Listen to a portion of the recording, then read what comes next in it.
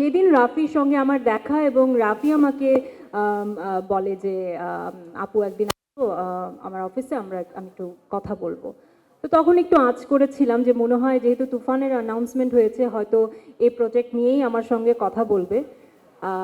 তো গল্প যখন আমি পুরো স্ক্রিপ্টটা পড়ি, পুরো স্ক্রিপ্ট পড়ে আমার কাছে জাস্ট আমি পুরো ভিজুয়ালাইজ করে ফেলেছিলাম পুরো ফিল্মটা, যে it's like a cinema hall movie, মানে সিনেমা হলের স্টোরি। মানে আপনি পুরা এটা বড় পর্দায় না, মানে বড় পর্দায় দেখার জন্য একটা যে মজাদার বিষয়টা আছে সেটা এই স্ক্রিপ্টে এই গল্পে রয়েছে। কাজে আমি যতক্ষণ পড়ছিলাম আমি ফিল্মটা দেখতে পাচ্ছিলাম এবং আমি রাফিকে বলেছি যে ব্রিলিয়েন্ট। রাফি আমাকে বলেছে যে আদনান আদিব খান লিখেছেন। তো আমার খুবই ভালো লেগেছে। আর সেই সঙ্গে রাফি আমাকে একটা কথা বলেছিল যে তোমাকে সবসময় যেভাবে দর্শক দেখে আসছে আমি আসলে তোমাকে সেভাবে প্রেজেন্ট করতে চাই না, এবং আমি নিজের জন্য তাই চাচ্ছিলাম, কারণ আমাকে নিয়ে সবারই একটা খুব স্টেরিওটিপিক্যাল ধারণা আছে বা কোনো একটা পার্টিকুলার লুকে সবসময় আমাকে সবাই দেখে থাকে।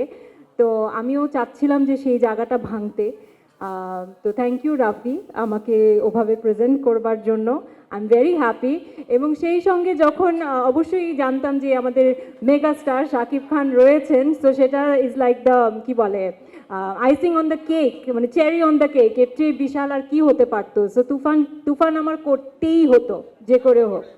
তো আমাদের সুপারস্টার ডিরেক্টর রাফি রয়েছে, মেগা স্টার শাকিব খান রয়েছে। 100% কপার কন্ডেন্সারে তৈরি ভিশন ফ্রিজ, তাই গুণে মানে অটুট থাকে বছরের পর বছর।